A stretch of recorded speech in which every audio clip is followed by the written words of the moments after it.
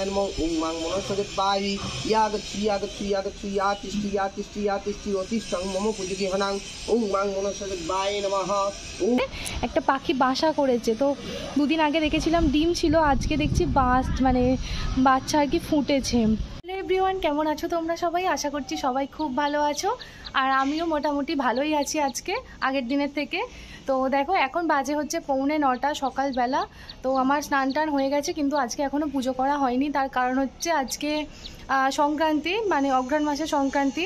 তো আজকে আমাদের বাড়িতে মানে এমনি প্রত্যেক সংক্রান্তিতে বাড়িতে মনসা পুজো হয়, ওই যে দেখতেই পাচ্ছ ওখানে মন্দিরে মা মনসার পুজো হয়। আর আজকে যেহেতু ইতো পুজোটাও হবে, কারণ ইতো ঠাকুর তো আজকেই বিসর্জন যাবে। তো তার জন্য কি দেখো ওখানটা ভালো করে পরিষ্কার করলাম, ঠাকুর ঘরটা পরিষ্কার করে এসেছি। এরপর জাস্ট গিয়ে পুজো করব, এরপর পুজোর জোগাড় করব। আজকে বাউন মানে পুজো করতে আসবে বলেছে, 9:30টার সময় করে আসবে। তো সেই জন্য সব কিছু আমি ঘরের পুজো করে তারপর পুজোর জোগাড় করতে হবে। তো আজকে খুব ব্যস্ত আছি। চলো আমি এখন ব্লগটা স্টার্ট করে দিলাম, আস্তে আস্তে তোমরা ব্লগটা দেখতে থাকো। আর তো দেখো আমার রোজের যা পুজো সেই পুজো হয়ে গেছে। তো এখন আমি তাড়াহুড়ো করে চলে এলাম নিচে, কারণ তোমাদের দাদাভাই অফিস বেরোবে, ওর খাবার রেডি করতে হবে।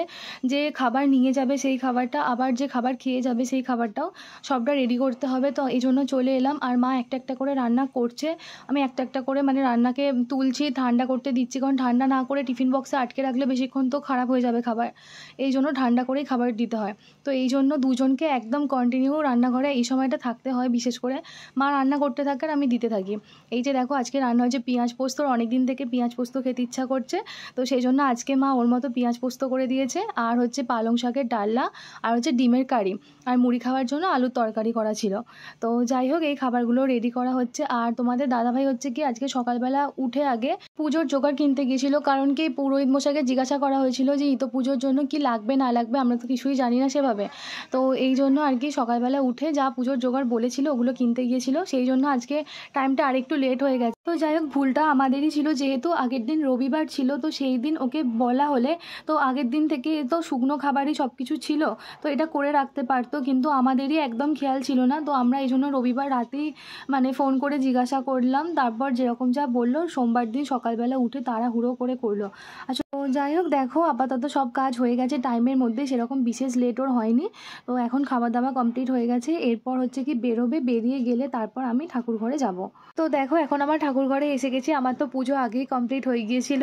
আর এখন আমি এখানে কি সব জোগাড়টা করে নিয়েছি। দেখো জোগাড়ের মধ্যে এখানে 5 রকমের ফল, মিষ্টি, চিঁড়ে, মুরকি, বাতাসা, আর হচ্ছে এটা গুড়ের কি বলে পাটালি, আর হচ্ছে কি মনসা পুজো হবে সেই জন্য দুধ, গঙ্গা জল, মানে শাক রেখেছি। আর এটা মনসা পুজো আর তুলসী পূজার জোগাড়।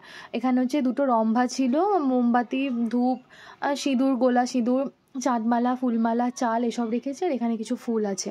তো আজকের আর ইতো পুজোর বলতে এইগুলো হচ্ছে জোগাড়, ফল আর চিঁড়ে, মুরকি, বাতাসা আর হচ্ছে কি তোমার ফুল, এই সবগুলোই ইতো পুজোর মেন মানে জোগাড় বলেছিল।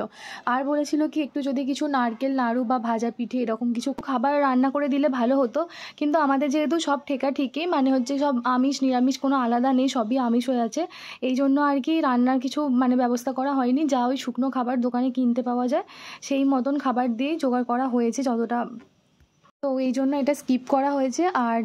আর বাদ বাকি যার কিছু করা সেটুকুটা মানে সাধ্য মতন করেছি। আর এই যে দেখো এখানটাতে সব সাজিয়েও রেখে দিয়েছি। তো দেখো আমার এখানে সমস্ত জোগাড় হয়ে গেছে, বাউন ঠাকুরকে ফোন করা হয়েছিল, বললো কি আসছে রেডি করতে সব কিছু, সামনাসামনি বাড়ি। তো সব রেডি করে নিয়ে চলে এলাম, তো আস্তে আস্তে হয়ে যাবে।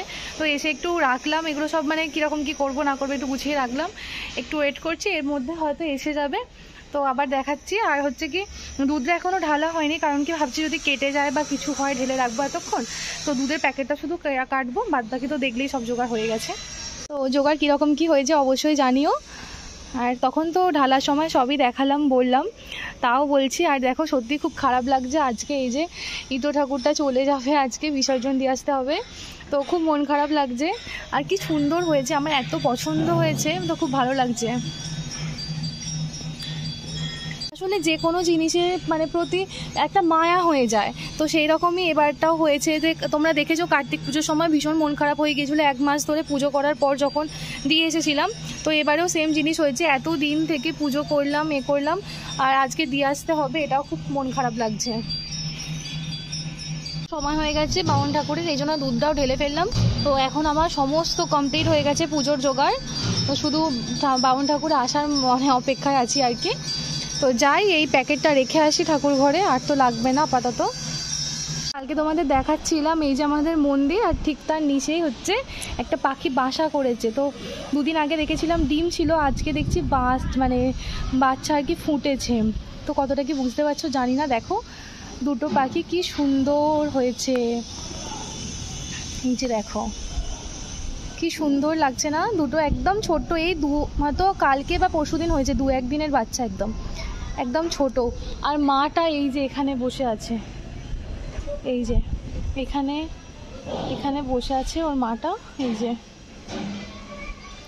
যে আর বাচ্চাগুলো এই যে দেখো রোদের মধ্যে আছে, কি সুন্দর লাগছে দেখতে। তো দেখো তোমাদের সাথে কথা বলতে বলতে ঠাকুরমশাই এসে গেছেন, পুজোর সব তো জোগাড় রেডি আছে, পুজো করতে বসে যাবেন উনি।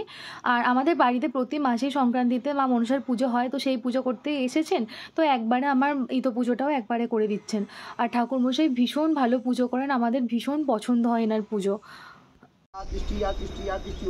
मम पूजगीहनां ओं सूर्यदेवाय नमः ओं रक्तं भृजं शस्यगुणिक सिंधु भानु समस्तं जगतं भृत भजामि पद्माय पूजनाय संपदाय नमः ओं नमो श्रीमल्लदान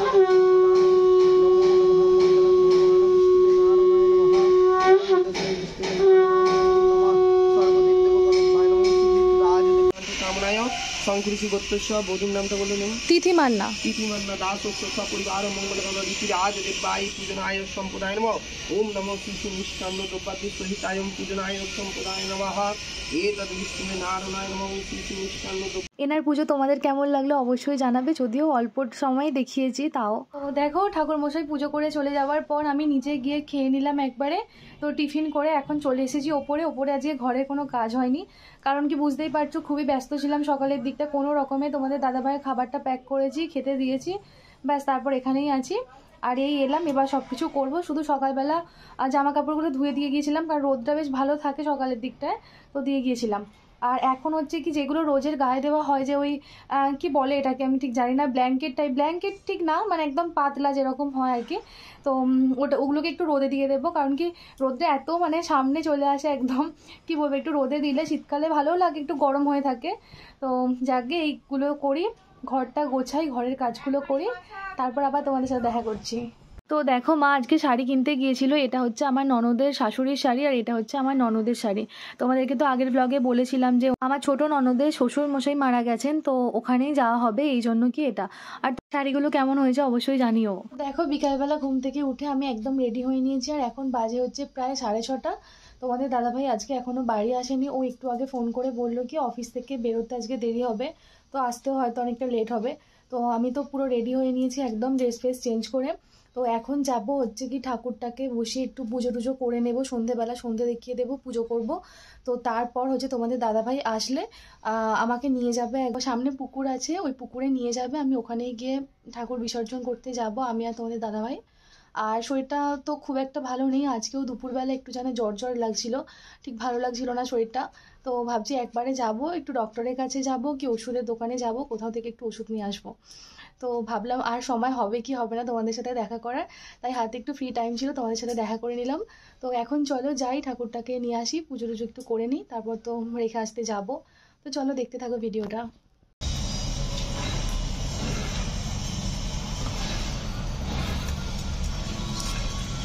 তো দেখো আমি তো খুব একটা ভালো করে এসবগুলো জানি না, তো যেটুকু পারি, যেটুকু মন চায় সেরকমভাবেই করার চেষ্টা করি। কতটা কি মানে মা সন্তুষ্ট হয়েছেন আমি জানি না, তবে আমার বাড়িতে আমি ছোটোবেলা থেকে দেখেছি আমার মা ঠাম্মা ইতো পুজো করতো, তো বাড়িতেই দেখে যতটুকু শেখা বা যতটুকু জানা, যদিও তখন আমি অনেকটাই ছোট ছিলাম, তো এক্স্যাক্ট আমার সমস্ত কিছু নিয়মকানুন মনে নেই, তো যতটুকু মনে ছিল বা সেই রকম অনুযায়ী করার চেষ্টা করেছি।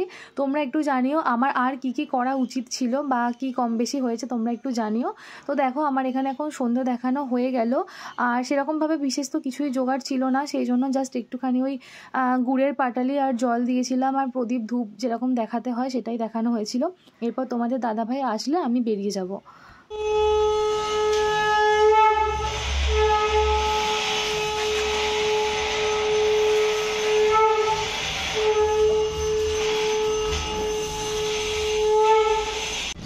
দেখো ঘাটে এসে দেখি এরকম ভিড় হয়ে আছে, মানে পরপর লাইন আছে। তো আমি তো নামতেই পারছিলাম না, তো দুজন ছিল অলরেডি ঘাটে, তো সেজন্য আমি নামতে পারছিলাম না।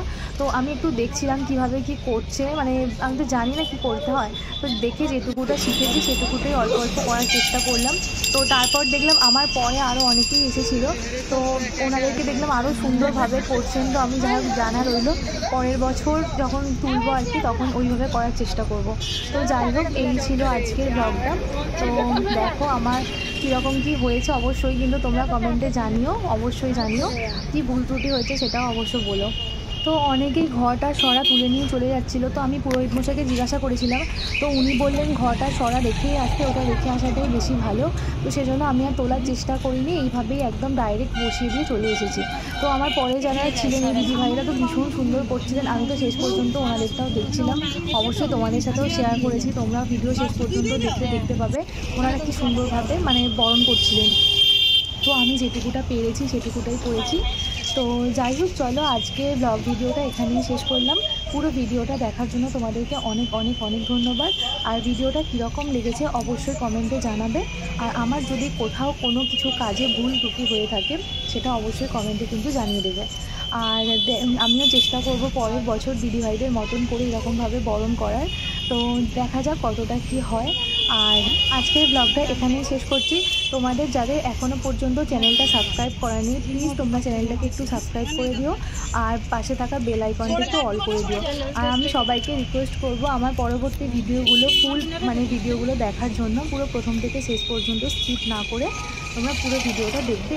এটা আমার তরফ থেকে তোমাদের কাছে রিকোয়েস্ট রইল, অবশ্যই কিন্তু দেখবে।